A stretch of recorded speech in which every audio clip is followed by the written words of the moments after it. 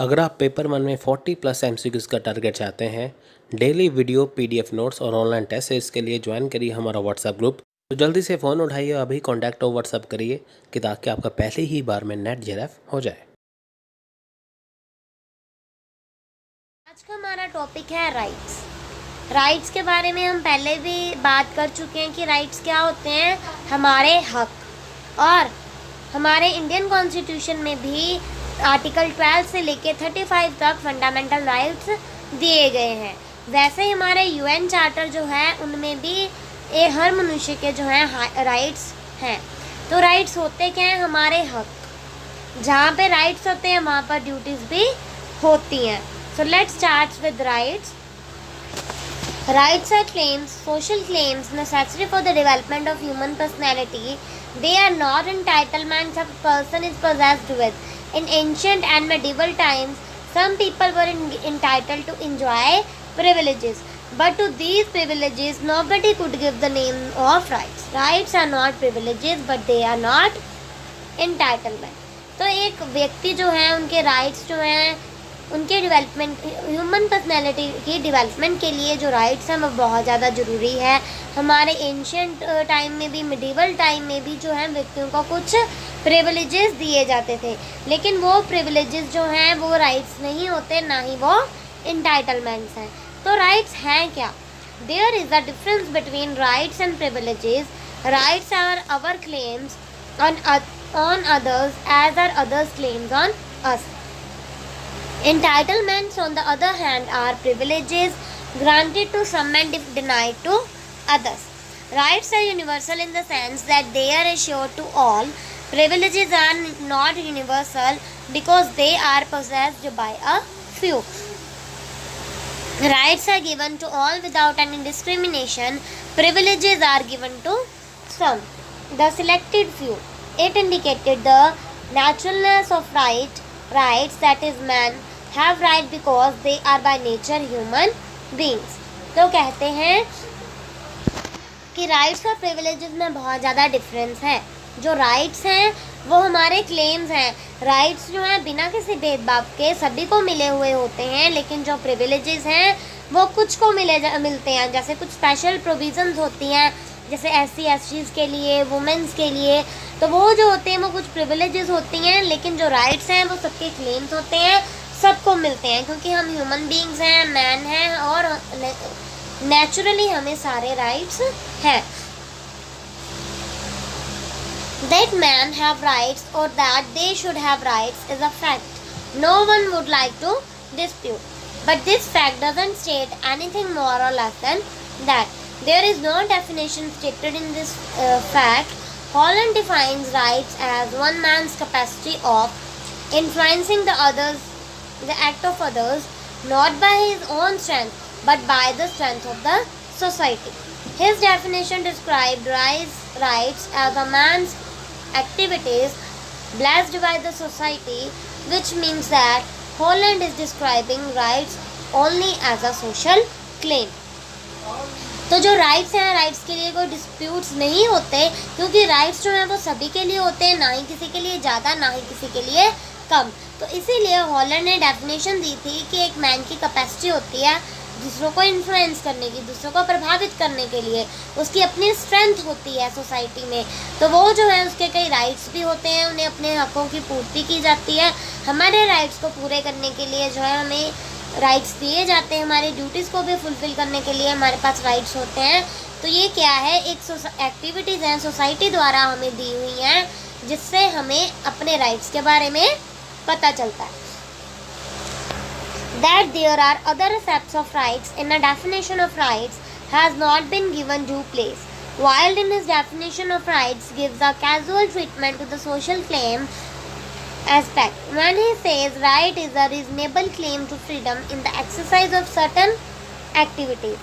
According to Lasky, rights are those conditions of social life without which no man can seek in general to be himself at his best. A working definition of the rights should involve certain aspects.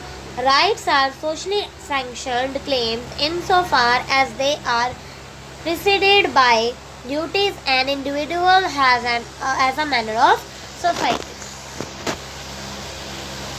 तो ये जो हमारे rights हैं सभी को मिलते हैं। एक हमारे क्या है, कैजुअल ट्रीटमेंट है, हमारे सोशल क्लेम्स हैं, हमारे फ्रीडम के लिए हमारे बहुत सारी एक्टिविटीज़ हैं।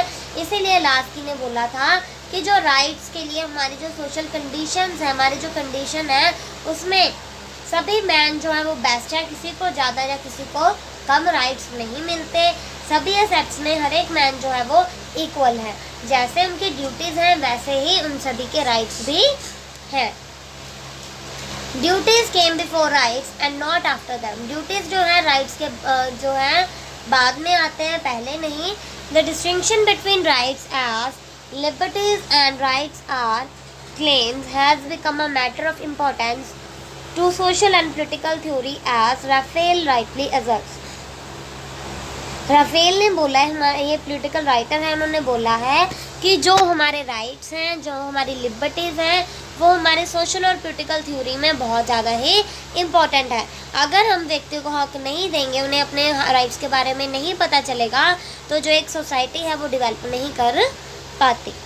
In simple words, rights are the common claims of people which every cultured society recognizes as essential claims for their development and which are therefore enforced by the state. Rights हैं क्या, कुछ claims हैं society के द्वारा दिए गए हैं व्यक्तियों की डेवलपमेंट के लिए, तो ये स्टेट में ही दिए जाते हैं। According to Lasky, rights are those conditions of social life without which no man can seek in general to be himself at his best. Laski के अकॉर्डिंग जो राइट्स हैं वो कंडीशंस हैं सोशल लाइफ की, जिसके बिना जो व्यक्ति है अपने आप को बेस्ट नहीं मान पाता। Next is T H. Green.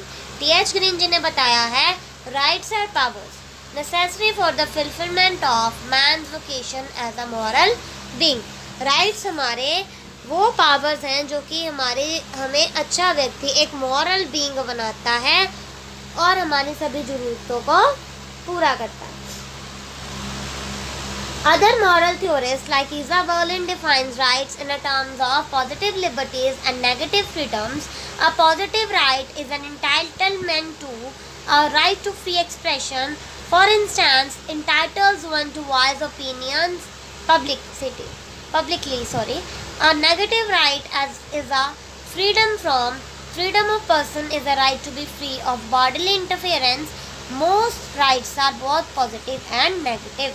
ईज़ा Berlin ji जो थ्योरिस्ट हैं, मॉरल थ्योरिस्ट हैं, उन्होंने कहा है कि जो राइट्स हैं वो हमारे पॉजिटिव लिबर्टीज़ हैं, नेगेटिव फ्रीडम्स हैं, और हमारे राइट वो हैं कि हम अपनी जो बातें हैं, हमारे व्यूज़ हैं, हम एक्सप्रेस कर सकते हैं पब्लिकली, हम अपनी जो वॉइस है उठा सकते हैं, मतलब कि बोल सकते हैं, हमें पूरा हक है।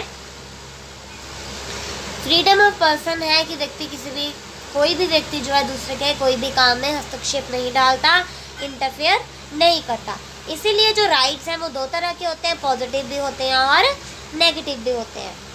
There are numerous theories of rights which explain the nature, origin and meaning of rights. The theory of natural rights describe rights as nature. The theory of legal rights recognize rights as legal. The historical theory of rights pronounces rights as products of traditions and customs. The idealist theory, like the theory of legal rights, relates right only with the state. The social welfare theory of rights regards rights as social to be exercised in the interest of both the society and the individual. The development of rights as have come to us had a modest beginning. Civil rights with the contractualist rights as the outcome of traditions, with the historist rights as ordained by law, with the jurists, political rights with the democrats, social rights with the socialists and the pluralists, socio-economic rights with the socialists and the Marxists, human rights with the advocates of the UN, United Nations. This explanation oversimplifies what our rights are and how they come to us. तो अलग अलग theories हैं, इसमें बताया गया है कि कैसे जो है राइट्स की नेचर, ऑरिजिन और उसके मीनिंग को डिफाइन किया जाता है। नेचुरल राइट्स जो है नेचर के द्वारा डिस्क्राइब किए जाते हैं कि हमारे जो राइट्स हैं वो नेचुरल है। जो नेचुरलिस्ट थे उनके द्वारा डिस्क्राइब किए जाते हैं। लीगल राइट्स जो हैं वो सोचते हैं कि जो हमारे राइट्स हैं वो लीगली हमें मिले हुए हैं। हिस्टोरिकल थ्योरी वाले सोचते हैं कि जो हमारे राइट्स हैं वो हमें ट्रेडिशंस और हमारे कस्टम से मिले हैं। और आइडियलिस्ट थ्योरी जो थ्योरी है वो लीगल राइट्स की तरह ही सोचते हैं और वो सोचते हैं कि जो राइट्स हैं सोसाइटी स्टेट में हैं, सोशल में हैं, हमारे वेलफेयर के लिए हैं और सोसाइटी और इंडिविजुअल सभी के हितों के लिए हैं। और उन्होंने बोला है कि जो हमारे राइट्स हैं वो ट्रेडिशनल भी हो सकते हैं, हिस्टोरिसिट्स भी हो सकते हैं, पॉलिटिकल राइट भी हो सकते हैं। मतलब कि ये उन्होंने आगे टाइप्स बताई हुई हैं। जो सोशल राइट्स हैं सोशोलॉजिस्ट बताते हैं, प्लुरलिस्टिक बताते हैं। सोशो इकोनॉमिक राइट्स जो हैं सोशलिस्ट और मार्क्सिस्ट बताते हैं। और हमारे जो ह्यूमन राइट्स हैं हमें यूएन से पता चलते हैं। इसी तरीके से जो अलग अलग हमारे राइट्स हैं, तो सबसे पहले हैं नेचुरल राइट्स। नेचुरल राइट्स जो हैं, नेचुरलिस्ट जो हैं वो कहते हैं कि हर एक व्यक्ति नेचुरली इक्वल है, तो किसी भी तरीके की डिस्क्रिमिनेशन नहीं होनी चाहिए, किसी भी तरीके का भेदभाव नहीं होना चाहिए। इसीलिए उन्होंने नेचुरल राइट्स बनाए हैं और इनके एडवोकेट्स हैं थॉमस हॉब्स जिन्होंने लेविएथन लिखा था 1651 में। जॉन लॉक है जिन्होंने 2 ट्रीटाइजेस ऑन गवर्नमेंट लिखा था 1690 में। जे रोस्यू हैं जिन्होंने द सोशल कॉन्ट्रैक्ट लिखा था 1762 में। और वो सोचते हैं कि हमें जो राइट्स हैं हमें नेचर से मिलते हैं, नेचुरली मिलते हैं, क्योंकि हम एक स्टेट और सोसाइटी में रहते हैं। तो वो जो हमारे राइट्स हैं हमें नेचुरली मिलते हैं, चाहे वो हमारे नेचुरल राइट्स हों, right to life, liberty, property, कोई भी राइट हो, ये सारे हमारे नेचुरली राइट्स हैं, हमें ये नेचर से मिलते हैं, क्योंकि ये ह्यूमन की नेचर है और उसके लिए ही राइट्स बनाए गए हैं। हम क्रिटिकल थ्योरी के अकॉर्डिंग जो है इंडिविजुअल एंटर करते हैं सोसाइटी में, तो सोसाइटी में जो है उन्हें सर्टन राइट्स मिलते हैं। गवर्नमेंट जो है उनके जो हक उन्हें देती है उन्हें डिनाई नहीं कर सकती, वो जो है उन्हें नेचुरल राइट्स कहा जाता है। ये एक ऑब्जेक्टिव के लिए बनाए जाते हैं ताकि एक व्यक्ति जो है डेवलप कर सके, चाहे उसकी साउल का मतलब आत्मा की शुद्धि हो, एक्शन उसके अच्छे हो, या कोई भी रिजीम के लिए हो, तो एक व्यक्ति जो है उसे अच्छे कार्य करने चाहिए, उसके हकों की पूर्ति होनी चाहिए। ये जो है नेचुरलिस्टिक मानते हैं। आगे अरिस्टोटल ने कहा था, Aristotle stated in politics that no one would call a man happy who was completely lacking in courage, temperance, justice और विजडम। कहते हैं कि जिसमें कम करेज हो, जस्टिस ना जिसको मिली हो, विजडम ना मिला हो, तो व्यक्ति जो है वो खुश नहीं रह पाता। ऑब्वियस है अगर कोई रिस्ट्रिक्शंस लगी जाए तो वो व्यक्ति है जो है खुश नहीं रह पाएगा। इसी तरीके से उन्होंने कहा है कि जब एक व्यक्ति को अपने पूर्णतः हक मिलते हैं तो वो व्यक्ति जो है अपने हकों की पूर्ति जब उसकी होती है तो वो खुश रहता है। The modern idea of natural rights grew out of the ancient and medieval doctrines of natural law, but for the scholars the concept of natural rights is unreal. तो हमारे जो एंशियंट और मिडिवल डॉक्ट्राइन्स हैं उनके according जो है natural law जो है उन्होंने नेचुरली लॉ बताया है राइट्स का, लेकिन जो बाकी के हैं वो इसे अनरियल मानते हैं। क्योंकि राइट्स है क्या, हम सोसाइटी में रहते हैं, हम सोशल लिविंग में रहते हैं, तो इसी कारण हमें कुछ राइट्स मिलते रहते हैं। तो वो हमारे जो हक हैं हमें सिर्फ सोसाइटी या स्टेट में ही मिलते हैं। सॉरी आगे यहाँ पे राइट्स आएगा।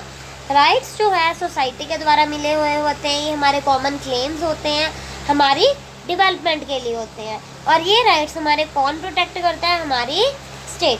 तो जो जॉन लॉक है बहुत ही इन्फ्लुएंशियल पॉलिटिकल फिलोसोफर हैं, उन्होंने जो हमारी मॉडर्न पीरियड है उनसे आर्ग्यू भी किया था इस पर। उन्होंने कहा था कि हर एक व्यक्ति को राइट है, चाहे राइट टू लाइफ हो, लिबर्टी हो, चाहे वो प्रॉपर्टी हो। तो ये सारे इंडिपेंडेंट लॉज हैं और हर एक सोसाइटी में हर एक व्यक्ति को दिए जाते हैं। लॉक ने ये क्लेम किया था कि हर एक व्यक्ति जो है वो नेचुरली फ्री है, इक्वल है, तो वो लेजिटिमेटली मतलब कि लीगली भी इक्वल है, सोशल कॉन्ट्रैक्ट में जब वो आता है, क्योंकि लॉ की थ्योरी थी सोशल कॉन्ट्रैक्ट वाली, तो उसमें सोशल कॉन्ट्रैक्ट का वर्ड यूज़ किया हुआ है। सोशल कॉन्ट्रैक्ट वो है जब एक व्यक्ति स्टेट में रहता है और स्टेट में जो है उसे अपने राइट्स मिलते हैं और वो उन्हें इंजॉय करता है, चाहे उसके राइट लाइफ पर लिबर्टी और प्रॉपर्टी है, ठीक है, वो उन सभी को क्या करता है, इंजॉय करता है। तो गवर्नमेंट जो है वो बनी क्यों है, हम सभी व्यक्तियों के राइट्स को फुलफिल करने के लिए, हमारी प्रोटेक्शन करने के लिए, पब्लिक गुड को और प्रमोट करने के लिए, ताकि गवर्नमेंट जो है वो न्यू गवर्नमेंट चाहे रिप्लेस हो लेकिन वो हमारे हकों को जो है पूर्ति करे, उसे रेजिस्ट या फिर मनाही ना करे। Next is moral rights. अब मॉरल राइट्स क्या है, ये मॉरलिटी वालों ने बनाया है। मॉरल राइट्स ह्यूमन कॉन्शियसनेस, मतलब कि हर एक व्यक्ति जो कहे कि ये जो अच्छा है, जस्टिस के अकॉर्डिंग है, न्याय किया हुआ है इसमें, वो अच्छे जो हमारे ट्रेडिशन के अकॉर्डिंग होता है, कस्टम के अकॉर्डिंग होता है, गुड राइट्स होते हैं हमारे, गुड कंडक्ट होते हैं, तो वो सब जो है मॉरल राइट्स में आता है। तो वो क्या करते हैं, ह्यूमन माइंड को मॉरली फोर्स करते हैं, सपोर्ट करते हैं कि वो वही कार्य करे जो अच्छे हो, क्योंकि ह्यूमन के एक दिमाग में गुडनेस और जस्टिस भरी हुई है कि क्या अच्छा है। हमारे जितने भी वेद हैं, हमारे जितने भी स्क्रिप्चर्स हैं, टेक्स्ट हैं, हमें उनसे पता चलता है कि क्या हमारे लिए अच्छा है और क्या हमारे लिए बुरा है।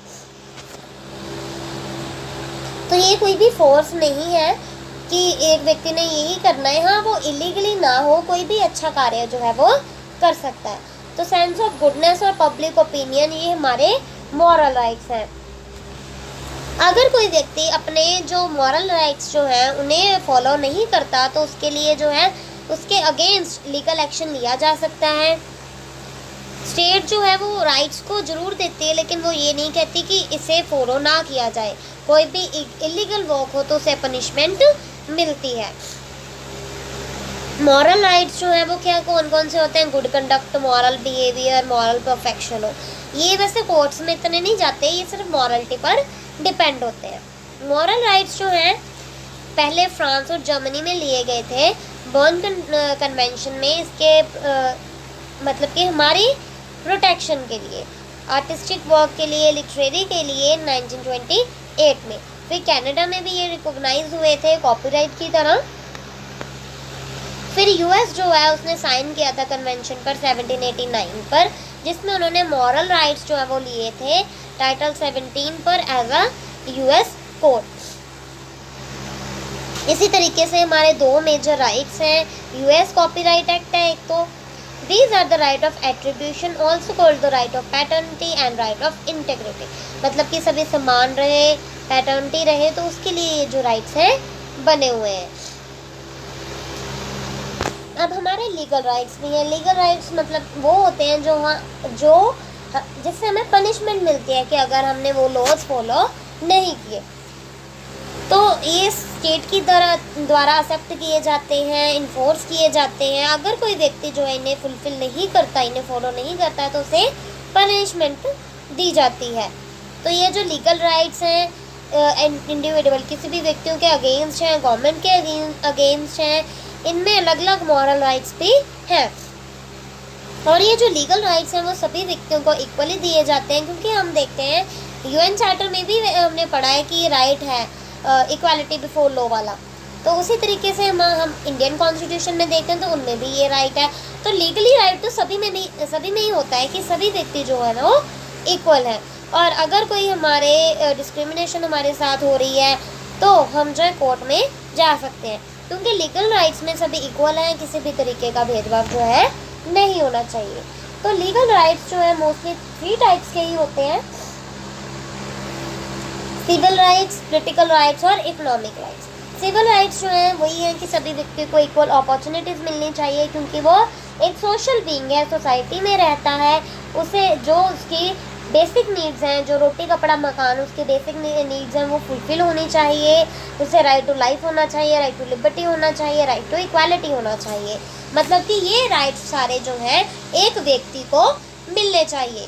सिविल राइट्स जो हैं सो स्टेट द्वारा प्रोटेक्ट किए जाते हैं, और पॉलिटिकल राइट्स ये जो है लीगल राइट्स की तरह ही होते हैं। हमें राइट टू वोट है, राइट टू इलेक्ट है, right to hold public opinions office है, ओपिनियंस भी है कि हम अपनी एक्सप्रेशन जो है वो एक्सप्रेस कर सकते हैं। तो इसी तरीके से जो पॉलिटिकल राइट्स हमारे हैं, हमारे पॉलिटिकल प्रोसेस में आते हैं, हमें सारे जो राइट्स मिलते हैं और हम अपनी किसी भी गवर्नमेंट को क्रिटिसाइज़ भी कर सकते हैं कि अगर उसने कुछ इलीगल किया, गलत किया। तो ये सब हमारे जो डेमोक्रेटिक स्टेट के अंदर सारे जो लोग आते हैं, ये हमारे हक हैं, ये हमारे पॉलिटिकल राइट्स हैं।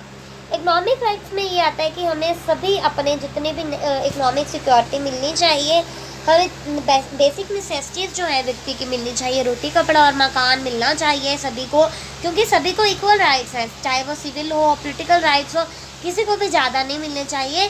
कोई भी रिच और पुअर नहीं होता, तो सभी को इक्वलिटी के साथ रहना चाहिए। राइट टू वर्क होना चाहिए, राइट टू एडिक्वेट वेजेस होना चाहिए।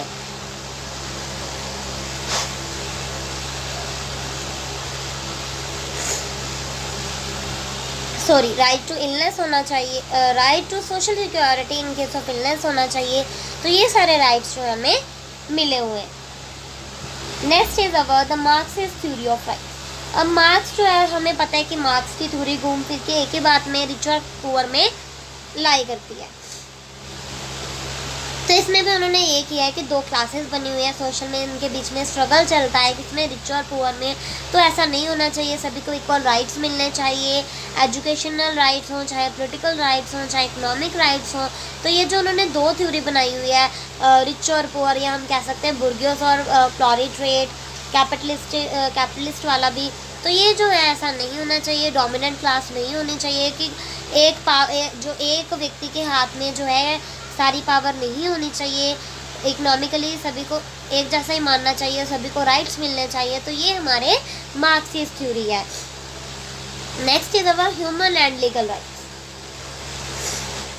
जो प्रॉमिस किए गए उन्हें कीप करना चाहिए, उन्हें मानना चाहिए। जितने भी हमारे कॉन्ट्रैक्चुअल प्रॉमिसेस हैं उन्हें फुलफिल करना चाहिए। Contractual rights assign from specific act of contract making. तो इसमें क्या होता है, कुछ स्पेसिफिक कॉन्ट्रैक्ट मिला होता है, कॉन्ट्रैक्ट बना होता है, ये हमें हमारी ड्यूटीज़ के बारे में बताता है उसी टाइम पे। तो इसमें क्या है कि हमारी जो ड्यूटीज़ हैं कि सभी के साथ अच्छा करना, टू डू गुड और सर्विस, तो ये सब जो है हमें कॉन्ट्रैक्चुअल राइट्स हैं, हमें इन्हें फॉलो करना चाहिए। जैसे कि number 1 is right to purchase a particular product और सर्विस, कि हमारे पास हक है कि हम कोई भी चीज़ खरीद सकते हैं, सर्विस कर सकते हैं, किसी भी चीज़ को बेच सकते हैं। सेकंड है हमारा सर्विस कर सकते हैं, हम किसी भी चीज़ को सेल कर सकते हैं, बाय कर सकते हैं, डिलीवरी कर सकते हैं। उस टाइम पर टाइमली पेमेंट होनी चाहिए, रिपेयर या फंड, ये सारे अलग अलग तरीके के राइट्स हैं हमारे इंटेंशंस के अकॉर्डिंग, मतलब कि ये सारे हमारे मानवीय अधिकार हैं। Next is concept of human rights.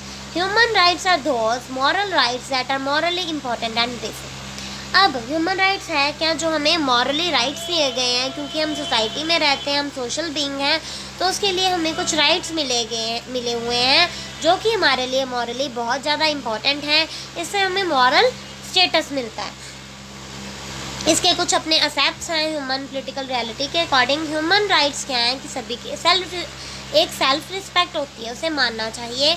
तो सभी व्यक्ति जो है उनकी किसी भी तरीके पर भेदभाव नहीं होना चाहिए, चाहे वो रेस हो, चाहे नेशनैलिटी हो, चाहे कलर हो, कास्ट हो, हर एक व्यक्ति को जो है वो इक्वल मानना चाहिए। हर एक व्यक्ति जो है उसको सभी को राइट मिलने चाहिए, चाहे वो सिविल राइट्स हों, पॉलिटिकल राइट्स हों, right to life, liberty and freedom expression, ये सारे जो राइट्स हैं हमारे। इकोनॉमिक कल्चर राइट्स हो गए, participate in culture, right to food, ये सारे हमारे क्या हैं, ह्यूमन राइट्स हैं। और ये जो हमारे ह्यूमन राइट्स हैं हमें मिलने चाहिए, उसमें किसी भी तरीके की जो है इलीगली फॉर्मेशन नहीं होनी चाहिए। ये जो हमारे ह्यूमन राइट्स हैं, इंटरनेशनल और नेशनल लॉज जो हैं हमारे, ये प्रोटेक्ट करते हैं, सपोर्ट करते हैं UDHR। तो इसमें जो है उसे बेसिक सिविल, पॉलिटिकल, इकोनॉमिक और सोशल कल्चर राइट्स जो हैं बोला जाता है। इसमें कहा जाता है कि हर एक व्यक्ति जो है उसको civil, political, socio economic culture rights मिले हुए हैं। और ये जो है UN जनरल असेंबली दिसंबर 10, 1948 में जो है ह्यूमन राइट्स बने थे। तो ये करता क्या है, हमें हमारे जो राइट्स हैं उन्हें प्रमोट करता है, क्योंकि हर एक व्यक्ति जो है, गवर्नमेंट जो है उनके प्रति रिस्पॉन्सिबल होती है कि हर एक व्यक्ति को जो है वो मिले, राइट्स मिले उनके। तो UDHR बताता है कि हर एक व्यक्ति हो, हर एक ऑर्गन हो सोसाइटी का, चाहे वो टीचिंग हो, एजुकेशन को प्रमोट करना हो, हमारे राइट्स को रिस्पेक्ट करना हो, फ्रीडम्स देनी हो, इंटरनेशनल लॉज हो, तो कुछ भी ये सारे जो है हमारे राइट्स हैं तो वो जो है फुलफिल होते हैं इसमें। नो डाउट कि जितने भी स्कॉलर्स हैं उनके कई बार अपने अपने व्यूज़ होते हैं। तो इसी तरीके से एस्किम ने बोला है, claims and demands essential to the protection of human life and the enhancement of human dignity and should therefore enjoy full social and critical sanctions। तो एस्किम ने बोला है कि जितने भी हमारे क्लेम्स हैं, हमारी डिमांड्स हैं, हमारे ह्यूमन लाइफ को प्रोटेक्ट करना है, हमारे सोशल पोलिटिकल सैंक्शंस हैं, तो ये हमारे जितने भी राइट्स उन्हें फॉलो करना चाहिए। ऐसे ही सुभाष कश्यप जी ने कहा है, fundamental rights to which every man inhabiting any part of the world should be deemed entitled by virtue of having been born a human being। उन्होंने बोला है कि हम जैसे एक ह्यूमन बीइंग हैं, उस ह्यूमन बीइंग होने के नाते, सोसाइटी में रहने के नाते हमारे जो राइट्स हैं वो फुलफिल होने चाहिए। According to Nichols, human rights are norms which are definite, high priority, universal and existing and valid independently of recognition or implementation in the customs और legal system of particular country. उन्होंने कहा है कि जो हमारी human rights हैं वो definite हैं, इंडिपेंडेंटली वर्क करते हैं और हमें इनको इम्प्लीमेंट करना चाहिए, लागू करना चाहिए हमारी सोसाइटी में। जो protection of human rights act है 1993 में उन्होंने डिफाइन किया है, rights relating to the life, liberty, equality and dignity of the individuals guaranteed by the Constitution are embodied in the international covenants and enforceable by courts in India। जितने भी हमारे rights हैं, हमारी लिबर्टी के लिए, हमारी इक्वालिटी के right हो, तो ये सारे जो है इंटरनेशनल कन्वीनियंस के अकॉर्डिंग भी हैं, उनके थ्रू भी, चाहे वो इंटरनेशनल लॉ हो चाहे नेशनल लॉ हो, उन दोनों के थ्रू ये जो है इन्फोर्सेबल होते हैं। United nation centre of human rights ने कहा है, ये वो राइट्स हैं जो हमें नेचर से मिले हुए हैं और एक व्यक्ति इनके बिना नहीं रह सकता। तो ये जो हमारा UDHR था, universal declaration of human rights, 1948 में जो है अडॉप्ट किया गया था हर एक व्यक्ति के लिए, उनके राइट्स के लिए। तो इसकी हिस्ट्री के बारे में थोड़ा इन्होंने बताया हुआ है कि हिस्टोरियन ने मैग्ना कार्टा जो था, मैग्ना कार्टा जिसे बोला जाता है, 1521 में ये इसकी हिस्टोरिकल बिगनिंग थी ह्यूमन राइट्स की, लेकिन मेन ओरिजिन जो है इसका 539 BC से लिया जाता है, जब Babylon, when Cyrus the great conquered the city of Babylon. Cyrus ने जब जीत प्राप्त की थी बेबीलोन सिटी में, तो इसमें उन्होंने चूज़ किया था कि हर एक व्यक्ति जो रेशियली इक्वल है और रिलीजन भी जो वो जौन सा मर्जी जो है वो चूज़ कर सकता है, चाहे वो इंडिया हो, ग्रीस हो, रोम हो, कहीं भी हो, हर एक व्यक्ति जो है वो इक्वल है। उनके लिए अनरिटन लॉज हैं, नेचुरल लॉज हैं कि हर एक व्यक्ति जो है वो इक्वल है। तो इसके लिए उन्होंने मैग्ना कार्टा रूल 1215 में बनाया था, पिटीशन ऑफ राइट 1628 में बना था, US कॉन्स्टिट्यूशन 1787 में बना था, French declaration of rights of man of the citizen 1789 में बना था, the US bill of rights जो है 1791 में बना था। तो मैग्ना कार्टा भी एक ग्रेट चार्टर है कॉन्स्टिट्यूशन लॉ में, जिसमें इंग्लिश स्पीकिंग वर्ल्ड पे भी जितने भी हमारी हिस्ट्री ने इन्फ्लुएंस किया है, जो उनके रूल्स हैं, जो उनकी लॉज हैं, इसके बारे में पता चलता है। कहते हैं 1215 में जब किंग जॉन जो था उसने कुछ लॉज और कस्टम्स को वायलेट किया था, England and been given his subjects forced him to sign the Magna Carta. तो जब उसने रूल्स नहीं माने थे तब उन्हें फोर्स किया गया था किंग जॉन को कि वो मैग्ना कार्टा को साइन करे, जिसे बाद में ह्यूमन राइट्स के बारे में ह्यूमन राइट्स के से जाना जाने लगा।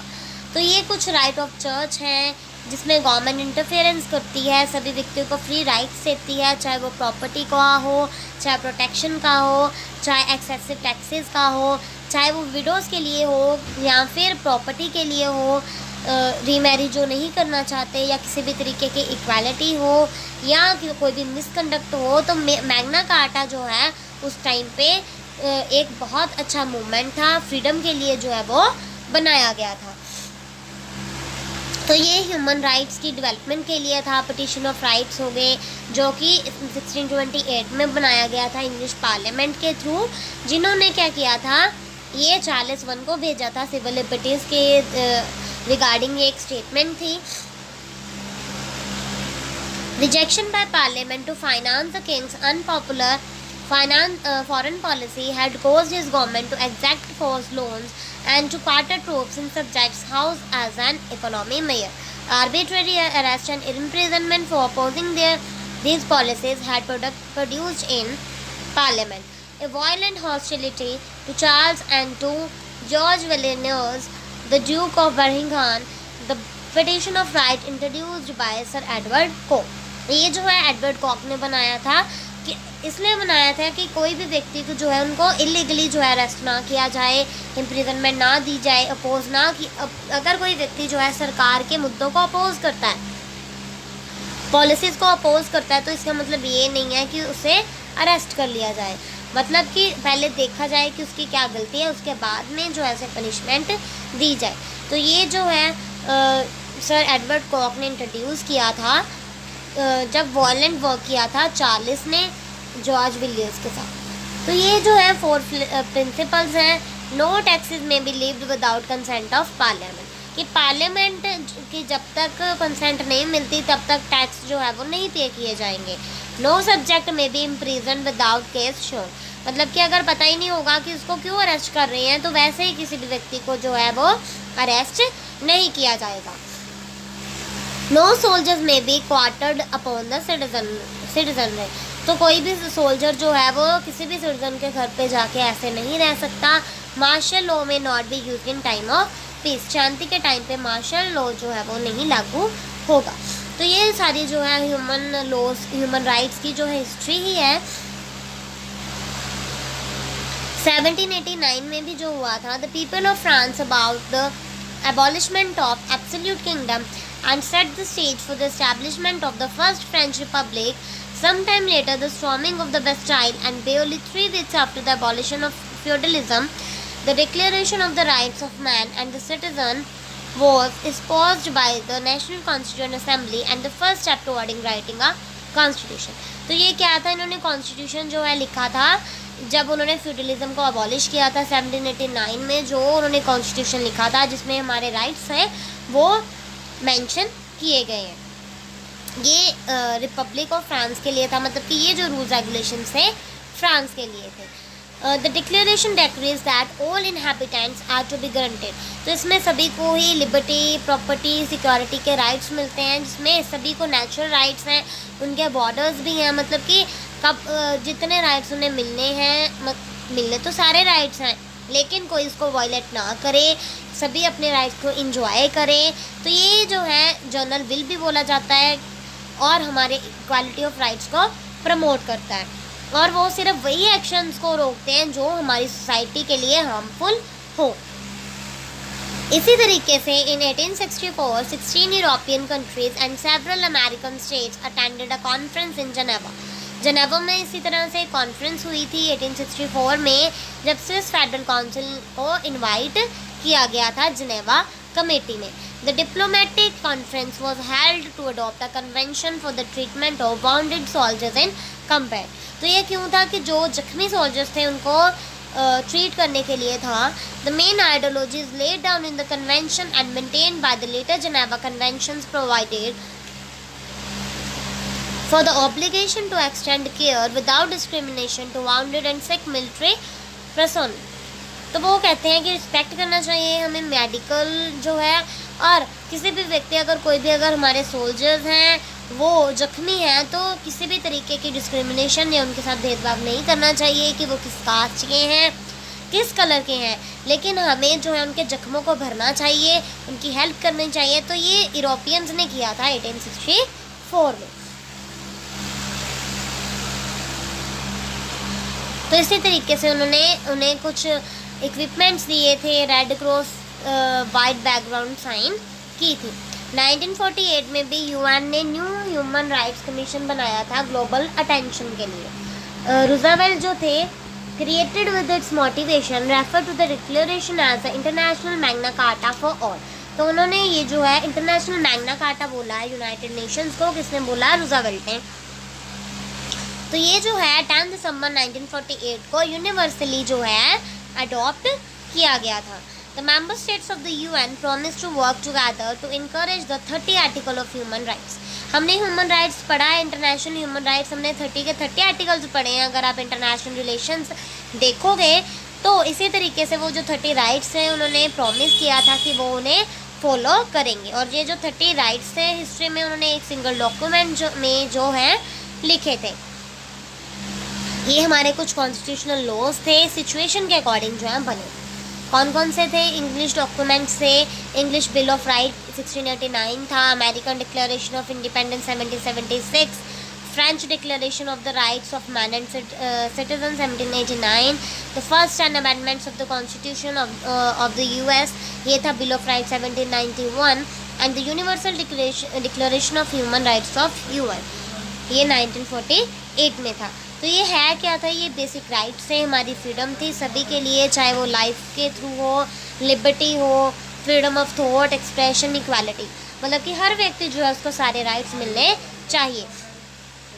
और ये जो राइट्स हैं 3 तरह के हैं। इंडिविजुअल ड्यूटीज़ ऑफ जो ये जो राइट्स हैं आगे हमें ड्यूटीज़ देता है। तो ये 3 ड्यूटीज़ हैं, कौन कौन सी हैं? इंडिविजुअल ड्यूटीज़ ऑफ फॉरबेरेंस, मतलब कि किसी के काम पर जो है इंटरफेयर नहीं करना, असिस्ट करना, ये इनकी ड्यूटीज़ हैं। इंस्टीट्यूशन को असिस्ट करना और इंडिविजुअल को इंसिस्ट करना। इससे हमारे राइट टू प्रॉपर्टी भी बनता है कि ये कि किससे conceived primarily as a right not to have one's personal property without one's consent, कि किसी के कंसेंट के बिना, किसी की मर्जी के बिना जो है हम उसकी पर्सनल प्रॉपर्टी में अधिकार नहीं रख सकते। तो इसके लिए उन्होंने कुछ पोजेशंस बनाई हैं। Institution such as government should establish and enforce laws against theft and should do so in all neighbourhoods where theft is a possibility. तो थेफ्ट ना हो, कोई चोरी ना करे, तो इसके लिए उन्होंने गवर्नमेंट्स ने कुछ रूल्स रेगुलेशन जो है वो इस्टेब्लिश किए हैं। Officials in the government have an individual duty, जितने भी ऑफिशियल्स हैं गवर्नमेंट के उनकी अपनी ड्यूटी है, लॉज हैं जिनको वो इन्फोर्स करते हैं। The individual duties of assistants are performed in several way. अब उनकी जो ड्यूटीज़ हैं वो अलग अलग तरीके की हैं, चाहे वो टैक्स है, चाहे वो हमारी कोई ड्यूटी है, प्रेशराइज्ड ड्यूटी है कि हमें प्रेशर किया गया हमें ये करना है, तो ये हमें मिस नहीं करना चाहिए। हर एक व्यक्ति को अपने हकों के बारे में, अपने ड्यूटीज़ के बारे में पता होना चाहिए। Where it could be done at reasonable cost to themselves. Many theories have been developed to explain human rights. अब अलग अलग थ्योरीज जो हैं ह्यूमन राइट्स के बारे में बताती हैं। डॉक्टर जस्टिस दुर्गा दास बासु जी ने कहा है, human rights are those minimal rights. उन्होंने कहा है कि ह्यूमन राइट्स वो मिनिमल राइट्स हैं which every individual must have, कि जो हर एक व्यक्ति को होने चाहिए अपनी स्टेट में, अपने पब्लिक अथॉरिटी के लिए, क्योंकि वो एक ह्यूमन फैमिली का मेंबर है। तो इसी तरीके से फिलोसफर थे जॉन फाइन्स, उन्होंने क्या कहा है, human rights are reasonable on the ground of their instrumental values. Human rights की अपनी इंस्ट्रूमेंटल वैल्यूज़ हैं, ये क्रिएट किए गए हैं एक नेसेसरी कंडीशंस में सभी लोगों का भला करने के लिए। UDHR जो हमारा 1948 में बना था, उन्होंने कहा है कि ये जो राइट्स हैं हमारे लोगों की डिग्निटी बनाने के लिए, हर एक व्यक्ति के लिए हैं। ये हमारे रिटन कॉन्स्टिट्यूशन है, जिन कॉन्स्टिट्यूशन में दिए गए हैं। फंडामेंटल राइट्स हैं हमारे, कई बार ये मोस्टली रिटन है, एक ब्रिटेन ही है जिसका कॉन्स्टिट्यूशन रिटन नहीं है। मोस्टली ये जो राइट्स हैं सभी में रिटन है। राइट्स जो होते क्या है, एंड में ये बस यही बता रहे हैं कि राइट्स हमारे सोशल क्लेम है जो लोगों की डेवलपमेंट के लिए है, लोगों की पर्सनैलिटी डेवलपमेंट हो सके, सभी जो है इक्वालिटी से रह सकें, किसी के साथ डिस्क्रिमिनेशन ना हो, चाहे वो सोशली हो, सोसाइटी हो, स्टेट हो, इसमें सभी व्यक्ति को सिक्योर किया गया है। स्टेट जो है अपने आप को इंडिविजुअल के बिना जो है वो स्टेट एग्जिस्ट क्यों करती है व्यक्तियों के लिए। अगर इंडिविजुअल ना हो, व्यक्ति ना हो, तो स्टेट एग्जिस्ट नहीं कर पाती। तो ये एक पार्शियल ट्रीटमेंट, कई थ्योरीज ने बोला ये एक तरह की पार्शियल ट्रीटमेंट है, क्योंकि इसमें इनका मीनिंग दिया गया है, नेचर दिया गया है। नेचर कुछ नेचुरली क्लेम्स हैं हमारे, कुछ हमारे सोशल क्लेम्स हैं। इसमें जो है लोगों को सच बोलना चाहिए। हमारे राइट्स जो हैं ये हमारे ग्रंटर्स हैं, हमें ग्रांट देते हैं। ये बहुत तरीके के होते हैं, चाहे वो राइट टू लाइफ हो, इक्वालिटी हो, पर्सनल एंड लिबर्टी हो, फ्रीडम हो, एजुकेशन हो, राइट टू वोट हो, ये सारे हमारे नेचुरल राइट्स हैं।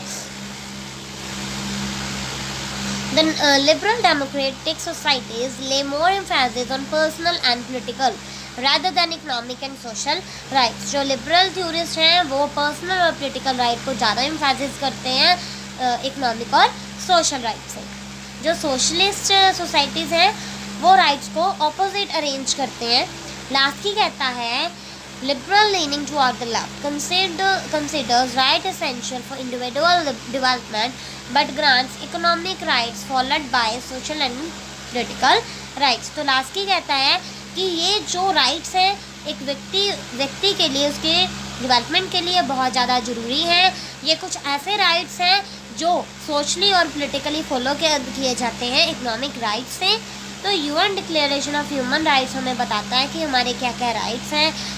हर एक व्यक्ति एज अ ह्यूमन बीइंग है, उसके क्या क्या राइट्स हैं। तो इन द एंड उन्होंने यही बताया कि हर एक व्यक्ति के कुछ राइट्स होते हैं। अगर राइट्स हैं तो राइट्स के साथ वैसे ड्यूटीज़ भी होती हैं। तो हमें वो कार्य करने चाहिए जो सभी के लिए अच्छे हो।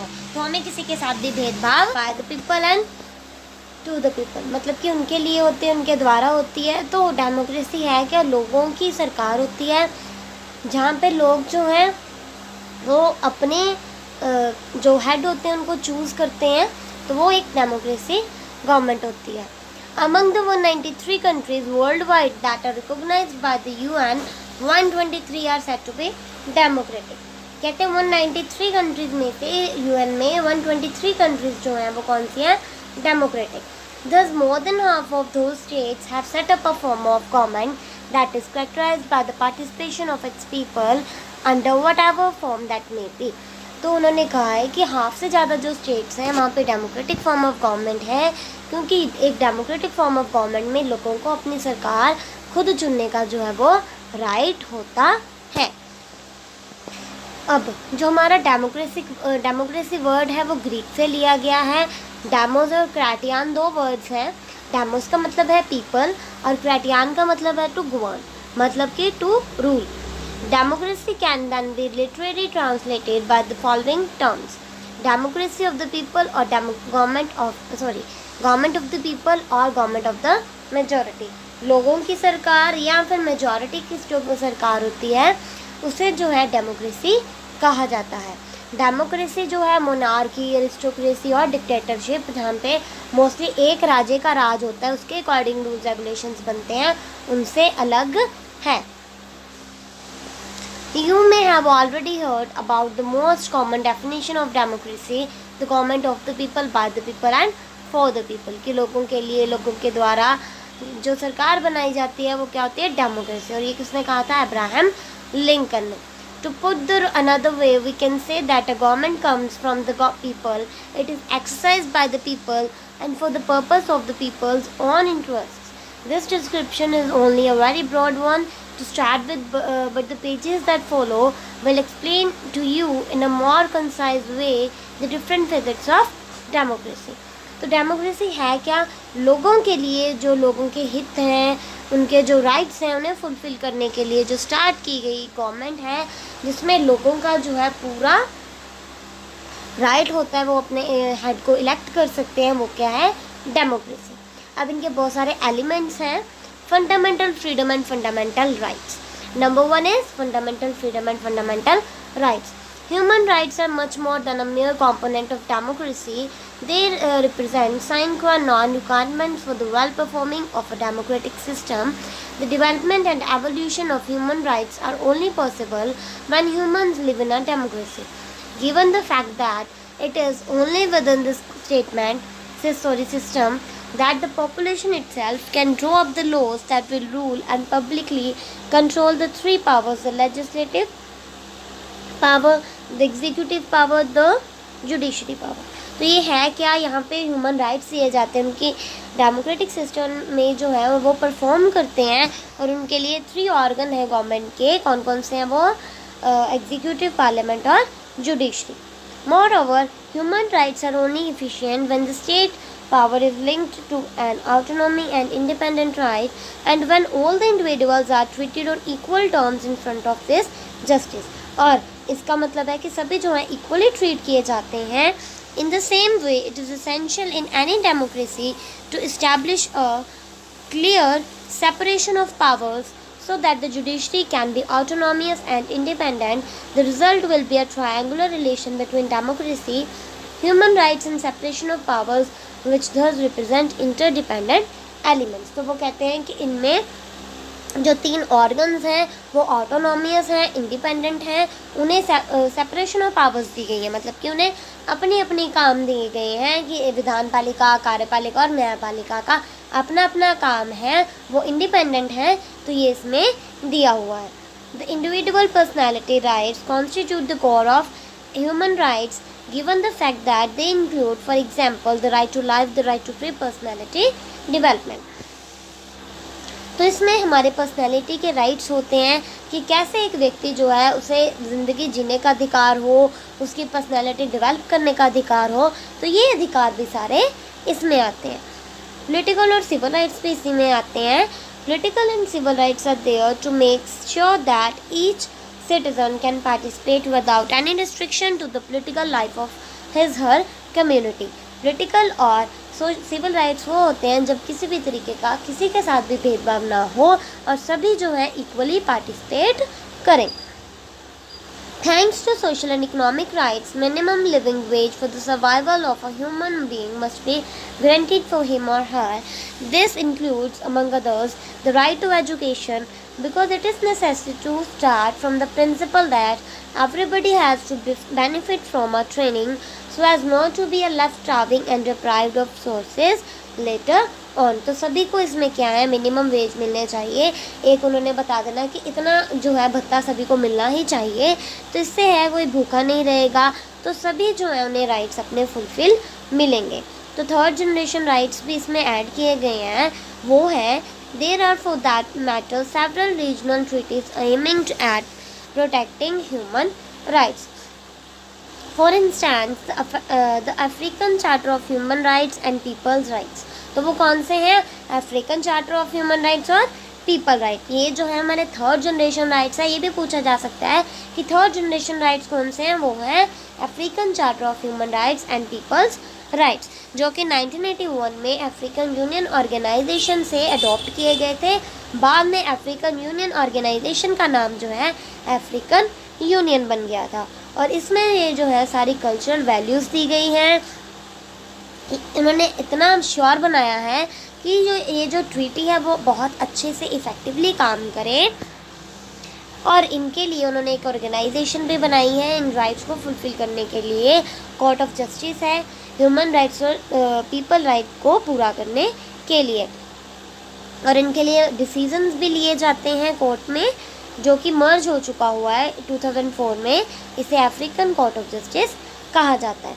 और माडागास्कार में भी NGO, नॉन गवर्नमेंटल ऑर्गेनाइजेशन जो है बनाए गए हैं, ताकि ह्यूमन के जो राइट्स हैं वो उन्हें उनके अकॉर्डिंग काम किया जा सके और उन्हें रिस्पेक्ट किया जा सके. ऐसे ही सेकंड पार्ट है इलेक्शंस. इलेक्शंस जो है मेन पिलर्स हैं डेमोक्रेसी के, क्योंकि इलेक्शंस हैं तभी लोगों को जो है अपना राजा तो नहीं कह सकते, अब अपना जो हेड है उसे चूज़ करने की परमिशन है. Those are the text of electoral law that rule and clearly define both the organization of these elections and how to undertake the deduction of the votes in order to assign them to the corresponding seats. There is an active electoral law and a passive electoral law. Citizens who can use active electoral law have the right to vote, whereas those who can use passive electoral law have the right to be elected. In most cases, the whole electorate can use both type of right. This doesn't mean, however, that any state which opts to carry out elections can be qualified as democratic right away. There are similarly other forms of government in which elections are practiced. तो बहुत सारे elections के भी वे हैं. इन्होंने दो तरह के इलेक्शंस बताए हैं, एक एक्टिव इलेक्टोरल लॉ और एक पैसिव. एक्टिव में क्या होता है कि जो सिटीजन्स हैं वो इलेक्ट करते हैं अपनी गवर्नमेंट को, और पैसिव इलेक्टोरल लॉ कि वो जो व्यक्ति है इलेक्ट होता है. तो जो पैसिव है वो खुद भी जो है वोट डालता है. तो इसमें क्या है, सिमिलैरिटी होती है. तो इलेक्शंस जो है मोस्टली सभी कंट्रीज़ में जो डेमोक्रेटिक सिस्टम है उनमें इलेक्शन जो है वो बहुत ही ज़रूरी है. Democratic elections are free when citizens have the right to choose from several candidates or parties that can run for the election without any restriction. इसमें किसी भी तरीके का भेदभाव नहीं होता और हर एक व्यक्ति को जो है वोट डालने का अधिकार होता है. और सेकंड पॉइंट है, सभी इक्वल हैं, किसी भी तरीके का जो है उनमें भेदभाव नहीं होता, चाहे लैंग्वेज का हो, चाहे क्लास का हो, चाहे जेंडर का हो, चाहे रिलीजन का हो. लेकिन कुछ इन्फ्लुएंस तो चाहे होता है लेकिन फिर भी सभी इक्वल होते हैं. In democratic elections, there must be no way of knowing for which political party or for which particular candidate a citizen has voted. तो इसमें ये भी जानना जरूरी नहीं है कि कौन से पॉलिटिकल पार्टी से ये जो व्यक्ति है वो वोट कर रहा है. Democratic elections are therefore public and transparent, which means on the one hand that each citizen has the right to attend the counting of the votes when the ballot box is opened. This also means on the other hand that it is possible to completely follow the whole process of the passage of the constituents' votes, starting from the ballots inserted into the ballot box till the final counting undertaken to establish the calculation that will eventually share out. तो इसमें क्या होता है कि ये transparent है, एक unique way है कि इसमें वोटिंग जो है उनकी फाइनल काउंटिंग होती है, बैलेट बॉक्स लगाए जाते हैं, तब तक वो जो उनकी काउंटिंग नहीं होती जब तक ये जो है पूरे तरीके से काउंटिंग फिनिश ना हो. जब फिनिश होती है उसके बाद फाइनल काउंटिंग इसकी की जाती है और जिसको मेजॉरिटी वोट्स देती हैं तो वो व्यक्ति जो है वो जीत जाता है.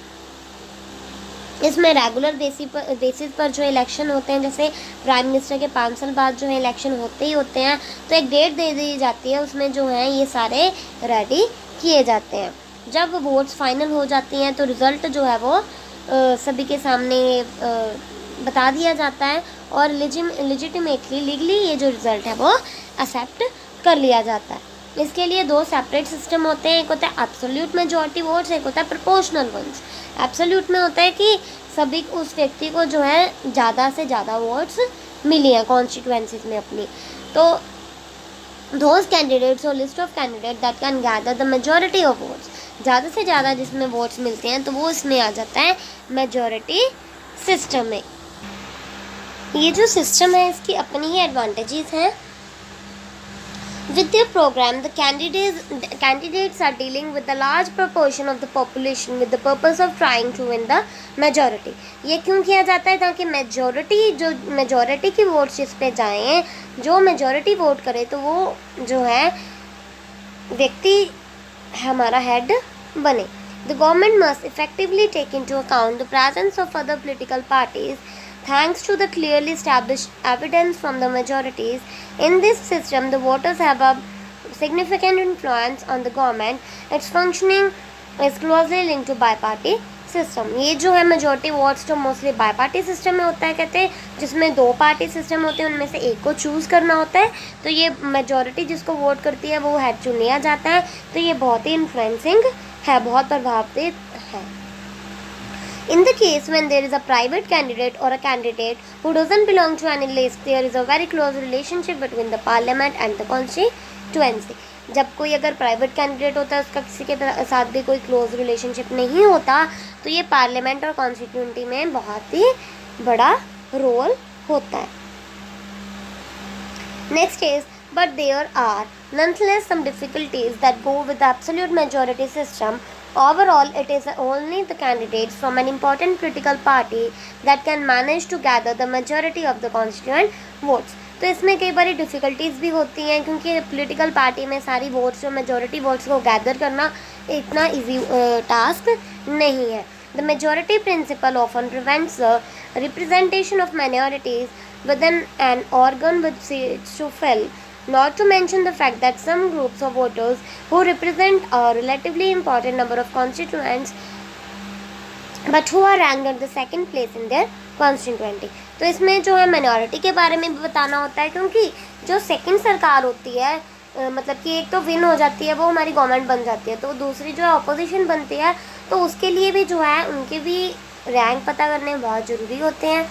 Election results with the purposeful manipulation of the constituency size because it is within the constituencies that the majorities are formed। तो कितना कॉन्स्टिट्यूएंटी का साइज़ है ये भी पता करना ज़रूरी होता है कि मेजॉरिटी ने किस में वोट दिया है। अब वैसे प्रोपोर्शनल सिस्टम है, इसमें क्या है, सीट्स ऐसे असाइन की जाती है कि परसेंटेज पॉलिटिकल पार्टी की परसेंटेज के अकॉर्डिंग हो over the total number of votes, जितनी वोट्स दी गई हैं पूरी कॉन्स्टिट्यूएंसी में। ये सेकंड पोलिंग सिस्टम है। इसमें क्या है, the proportional system allows the representation of all political trends even that of minorities. तो इसमें जो माइनॉरिटीज़ भी आती हैं। Thanks to this system it is easy to create new political parties. इसमें जो है न्यू पॉलिटिकल पार्टीज़ बन जाती हैं, क्योंकि ये क्या करते हैं, कुछ परसेंटेज ऑफ वोट्स जो हैं ये अलग अलग कॉन्स्टिट्यूएंसी से लेके रखती हैं, गारंटी करती हैं और सभी ऑर्गन को फिल करती हैं। At new election, it is possible to avoid extreme political inversions as the government is usually composed of coalitions, particularly in case of parliamentary political system in which it is a parliamentary majority which determines the making up of the government। तो ये तो इतना important नहीं था ये system में, सिर्फ इसमें यही बात इम्पॉर्टेंट है कि अगर कोई कोलिजन गवर्नमेंट हो तो ये सिस्टम जो है अप्रोप्रिएट है। Likewise, the proportional system is characterized by some difficulties. If one has to take into consideration all the existing political trends, a large number of political parties will indeed be represented at the parliament. In general, none of these political parties can gather a majority, and consequently, it is in fact coalitions that are set up. Very often, small political parties are used as means to get the majority, and once included within the government, they benefit from a superior influence over the percentage acquired during the elections. For the population, it is difficult to perceive which political party is exactly responsible for which policy, and thus it will find it difficult to clearly target the decision to be made for the next पोल। तो इसमें जो decision होता है कई बार हमें वो पता अच्छे से नहीं चलता कि कौन सी पार्टी ने कौन सा स्लोगन लगाया था, उनके क्या पॉलिसीज़ थे। कोलिजन गवर्नमेंट में जो है ऐसा हो जाता है। तो अगर कोलिजन गवर्नमेंट बनेगी तो एक का स्लोगन कुछ होगा, दूसरे का स्लोगन कुछ होगा, तो जब वो कंबाइन होकर बनते हैं तो ये थोड़ी डिफ़िकल्टी आ जाती है। जैसे कि कुछ कंट्रीज़ हैं, जैसे जर्मनी है for example, proportional election right is submitted to a restriction clause. इसमें कुछ रिस्ट्रिक्शन क्लोज होता है। The latter stipulate that a political party must obtain a certain number of votes. एक पॉलिटिकल पार्टी को कुछ वोट्स दिए जाते हैं in order to allow representations at the parliament. This clause is used to avoid a profession of small political party at the parliament. तो ये जो है कि स्मॉल पॉलिटिकल पार्टीज़ के लिए नहीं होता। अलग अलग तरीके की यहाँ पे कंसिडरेशंस होती हैं जो कि डेमोक्रेसी के अकॉर्डिंग इम्प्लीमेंट लागू की जाती हैं। इसमें कुछ फिक्स्ड नहीं होता, रूल्स होते हैं, इलेक्शंस होते हैं, इलेक्शंस के अकॉर्डिंग पोलिंग सिस्टम होता है। इसमें सर्कमस्टेंसेस के अकॉर्डिंग जो है वो कल्चरल, पॉलिटिकल और सोशल फील्ड्स में जो इलेक्शंस होते हैं कुछ, तो उसमें जो हेड है वो चूज़ किए जाते हैं। रूल ऑफ लॉ हमें पता है कि सभी जो है इक्वल होते हैं, तो ऐसे ही कुछ फंडामेंटल प्रिंसिपल्स इसमें दिए गए हैं कि फ्रीडम है सभी को पार्टिसिपेट करने की पॉलिटिकल लाइफ में। हर एक की अपनी अपनी पर्सनैलिटी है, इंडिविजुअल पर्सनैलिटी है, तो वो दिखा सकता है अब अपनी जो पावर्स हैं।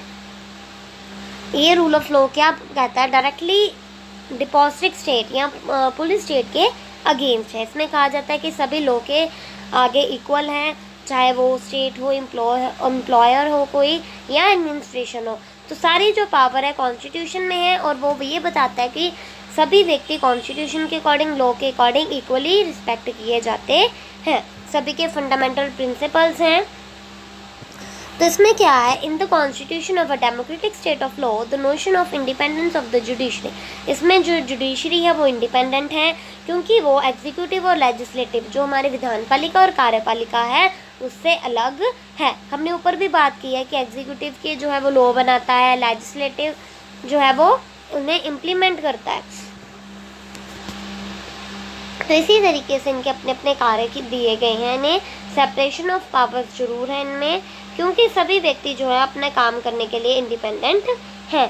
तो सिक्योरिटी राइट भी यही है कि सभी फंडामेंटल प्रिंसिपल है इनका कि रूल ऑफ लॉ है, जिसका मतलब है कि स्टेट जो है उसमें कार्य करने के लिए सभी जो व्यक्ति हैं वो इक्वल हैं, और स्टेट में जो व्यक्ति हैं उनके राइट्स हैं, वो कुछ भी कर सकते हैं, लेकिन वो कार्य नहीं कर सकते जो कि सरकार द्वारा उन्हें फॉरबिडन हो, मनाही हो। तो लीगल ग्राउंड के अकॉर्डिंग जितने भी सही काम है वो कर सकते हैं, जो कार्य इलीगल है वो नहीं करेंगे। सेपरेशन ऑफ पावर जो हमने अभी किया है, सेपरेशन ऑफ पावर भी यही बताता है कि 3 अंग है हमारे गवर्नमेंट के, लेजिस्लेटिव, एग्जीक्यूटिव और जुडिशरी। लेजिस्लेटिव क्या करता है, लॉ को बनाता है, एग्जीक्यूटिव उन्हें इम्प्लीमेंट करता है, और जुडिशरी जो है उन पर उन्हें लागू करता है। लागू नहीं मतलब कि वो जज जो करते होते हैं, डिसीजंस अपने देते हैं, तो एक्सरसाइज करता है उसे। तो सेपरेशन ऑफ पावर भी यही है कि डिवीज़न दी गई है, ऊपर जितने भी 3 पार्ट हैं उनमें डिवीज़न दी गई है। पहला जो है एग्जीक्यूटिव, लेजिस्लेचर, एग्जीक्यूटिव और जुडिशरी जो है, इन सभी को अपने अपने काम जो है वो डिस्ट्रीब्यूट किए गए हैं। In general it is the constitution of a country that settle how the state power is to be distributed. तो जो हमारा कॉन्स्टिट्यूशन है वही बताता है कि गवर्नमेंट कैसे इन ऑर्गन्स में जो है अलग अलग पावर जो है वो डिस्ट्रीब्यूट करता है, अलग अलग काम डिस्ट्रीब्यूट करता है। तो इनमें 2 गवर्नमेंटल रिजीम्स हैं, एक होती है पार्लियामेंट्री, एक होती है प्रेसिडेंशियल। तो प्रेसिडेंशियल रिजीम जो है वो यूएसए में है, और इसमें क्या होता है, legislative and executive power are separated. इसमें भी लेजिस्लेटिव और एग्जीक्यूटिव पावर जो है वो सेपरेटेड होती हैं। At institutional level or in a concrete and technical exercise of the power, the president representing the executive power and the Congress representing the legislative power. President जो है इसमें executive power जो use करता है, कांग्रेस जो है legislative power को use करती है। तो इसी तरीके से अलग अलग जो इनमें पावर दी गई हैं। इसमें जो है अमेरिकन कांग्रेस के अकॉर्डिंग अलग कोई सीट नहीं दी गई हुई। जो पार्लियामेंट्री रेजीम है उसमें क्या होता है कि प्रेसिडेंट मोस्टली है जो है उसमें इतनी पावर्स नहीं होती। प्रेसिडेंशियल रेजीम में जो सारी पावर है प्रेसिडेंट की होती है, लेकिन पार्लियामेंट्री में प्रेसिडेंट की इतनी पावर नहीं होती। The president for his part has neither the power to dissolve the Congress, ना ही वो कांग्रेस को डिसॉल्व कर सकता है, ना ही कोई ज़्यादा कानून बना सकता है। तो ये अनइम्पॉर्टेंट रोल है। ये जो मॉडल है this model conveys the idea that reciprocal control can be carried out when the 2 powers, the legislative and the executive, are strictly separated। तो इससे हमें ये पता चलता है कि 2 पावर अलग अलग बनाई जाती हैं तो वो अच्छे से कार्य कर पाती हैं।